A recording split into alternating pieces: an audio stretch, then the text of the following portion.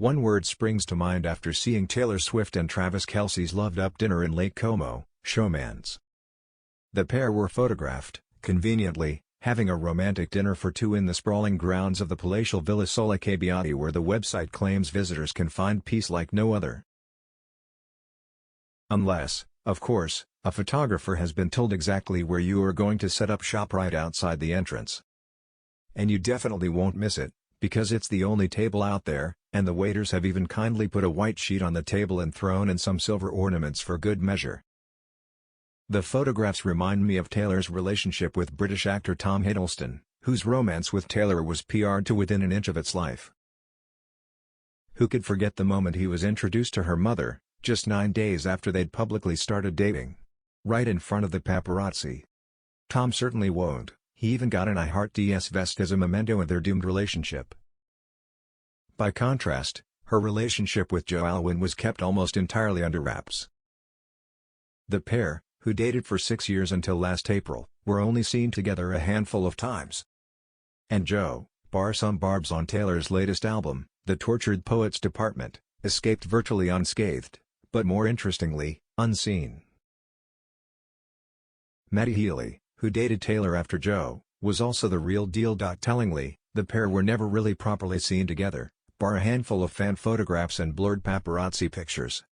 People close to the 1975 frontman told me how he had been desperate for them to remain out of the spotlight and to let their love blossom in private. But when it ended, seemingly rather messily, it was edging towards becoming a PR nightmare. Matty, as he would say himself, isn't squeaky clean and has one of loose women's favorite foghorns, Denise Welch, for a mum. It doesn't come as a shock then when Taylor bounced from the bad boy to archetypal American Travis. Taylor and Travis' relationship, whether it was intended to or not, has been cultivated for public consumption. When you're as rich and famous as Taylor is, you can spend most of your private life flying totally under the radar. Look at Adele and Beyoncé, for example. Their bank balances and decision to live their public lives privately mean they are only photographed when they have to be. They can move from chauffeured car to private jet to luxurious hotel all without ever being seen. Instead, you simply only see what they want you to see. Taylor knows about this level of control. In fact, she's a master of the art. She re-recorded her first 6 albums to take back control of her craft. And her Netflix documentary Miss Americana, as critics rightly said, didn't give fans any kind of insight into Taylor because, ultimately, it was authorized and produced in its entirety by Taylor. Trivial Pursuit. I speak from experience too, after getting a heavy-handed legal letter from her team when I worked for a women's magazine years back because I had incorrectly reported Taylor had one more bodyguard watching over than she actually did. The mistake was mine and, of course, I was incredibly apologetic and corrected it immediately. What struck me at the time though was how basic and inconsequential the error was. But it showed to me then the power of the publicity machine that is Taylor. That how writing 3, rather than 2, in a throwaway line at the bottom of an article in a British women's magazine could have caused such an almighty issue for Taylor. And that, I have learned with time, is because she exerts total control over her image. It is no bad thing. Hell, if I had that much money I'd make sure every single thing written about me was nailed down, and if it wasn't, I too would have it changed immediately.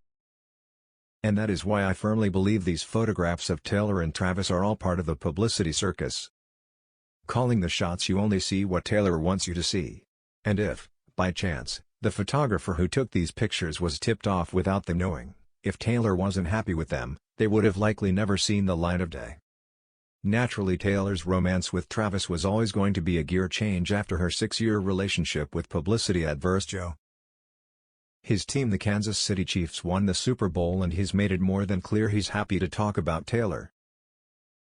He has even managed to start an acting career off the back of their romance, after getting his first big TV role in FX horror drama Grotesquerie. Taylor too looks happier than ever too, no doubt in part due to the fact their relationship is being written about, just as she'd like it to be, in every national newspaper, magazine and website. But is this relationship just for show? Yes, I think it is. As one of my colleagues put it this morning, Travis is the kind of man who can hoist you up in the shower. Maddie Healy would struggle to pick up a Yorkshire Terrier. Quite. And I wouldn't be surprised if this was something we all hear about on her next record.